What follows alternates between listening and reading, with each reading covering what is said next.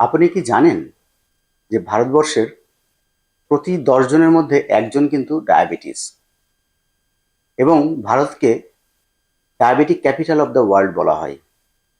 আর সবচেয়ে বড় সমস্যা হলো যে অনেকেই জানেন না যে তার ডায়াবেটিস আছে।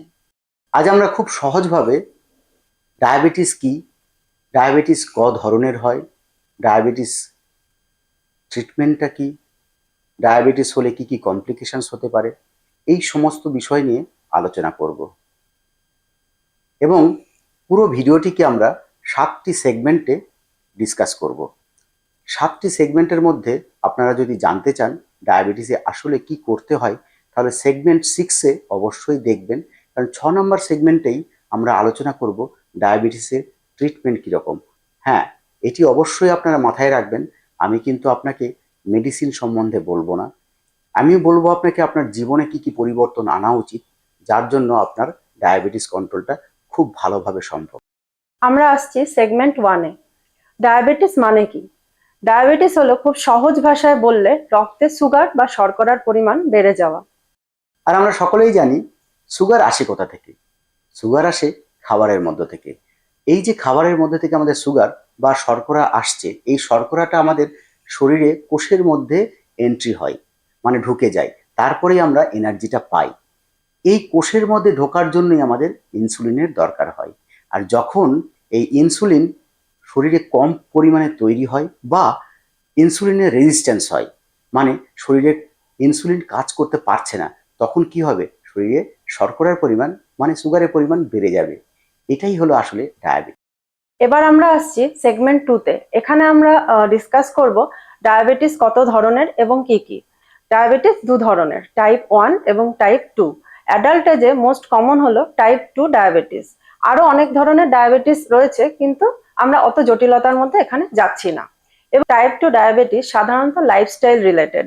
এই যেমন আমাদের ওজন বেড়ে যাওয়া, এক্সারসাইজ না করা, রেস্টুরেন্টের খাবার বেশি করে খাওয়া। চলুন এবার আমরা সেগমেন্ট 3-র দিকে যাই। সেগমেন্ট 3-তে আমরা আলোচনা করব লক্ষণ কি কি হতে পারে একটা ডায়াবেটিসের। ডায়াবেটিসের মূলত 3টে ধরনের লক্ষণ হয়, যাকে অনেক সময় 3P সিনড্রোম বলা হয়। 3P সিনড্রোমটা কি? যেমন ধরুন পলিডিপসিয়া, মানে আপনার জল পিপাসা প্রচুর পাবে। পলিফেজিয়া, মানে আপনি বারবার খিদে পাবে আপনার। আর পলি ইউরিয়া, মানে বারবার আপনার পেচ্ছাপ পাবে। যদি এরকম কোনো সিমটমস থাকে, তাহলে জানবেন কিন্তু আপনার ডায়াবেটিস হওয়ার সম্ভাবনা আছে। আর অবশ্যই এটাও মাথায় রাখবেন, তার সাথে যদি আপনার ওজন বেড়ে যাওয়ার ঘটনাটি থাকে বা ফ্যামিলিতে যদি আপনার ডায়াবেটিস কেউ থাকে, তাহলে কিন্তু সেক্ষেত্রেও আপনার এটা ডায়াবেটিসের সম্ভাবনাটা বাড়িয়ে দেয়। এবার আমরা আসছি সেগমেন্ট 4-এ, মানে ডায়াবেটিসের ডায়াগনোসিস পার্টে। আমার ডায়াবেটিস আছে কিনা তা বোঝার জন্য আমাদের গুরুত্বপূর্ণ 3টে ব্লাড টেস্ট করতে হবে। Number 1, fasting blood sugar.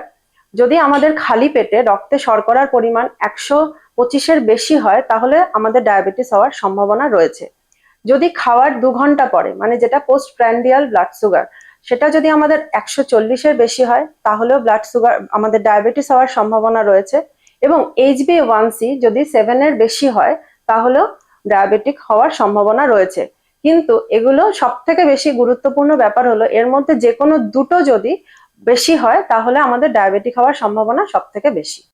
চলুন আমরা এবার আলোচনা করি সেগমেন্ট 5। সেগমেন্ট 5-এ আমরা আলোচনা করব কমপ্লিকেশনস, মানে আপনার শরীরে কি কি অসুবিধে হতে পারে যদি আপনি এটাকে সঠিকভাবে কন্ট্রোল না করেন।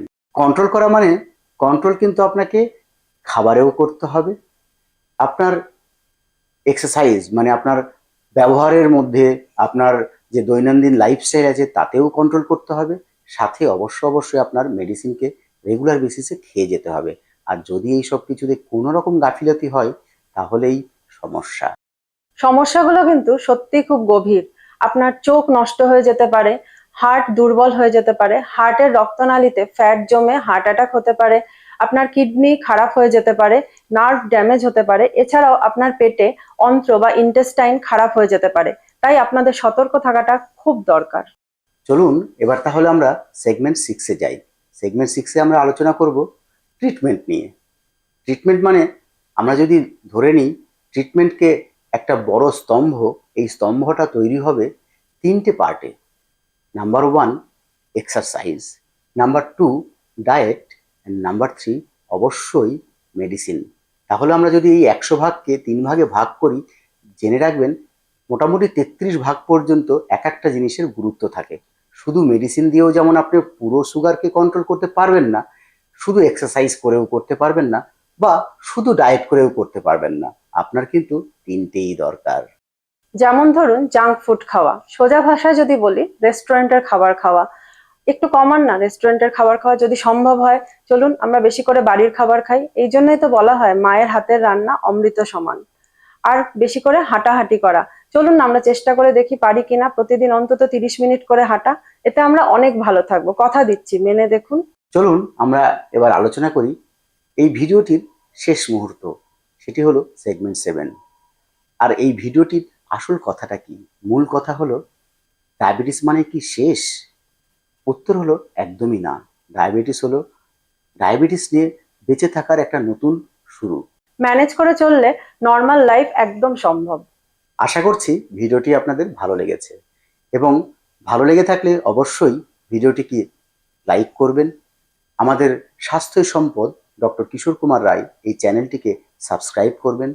বন্ধুদের সাথে, ফ্যামিলি মেম্বারদের সাথে, সকলের সাথে একটু শেয়ার করবেন, কারণ আমরা এসেছি আপনাদের একটু স্বাস্থ্য নিয়ে সচেতন করতে। নমস্কার, ভালো থাকবেন, সুস্থ থাকবেন।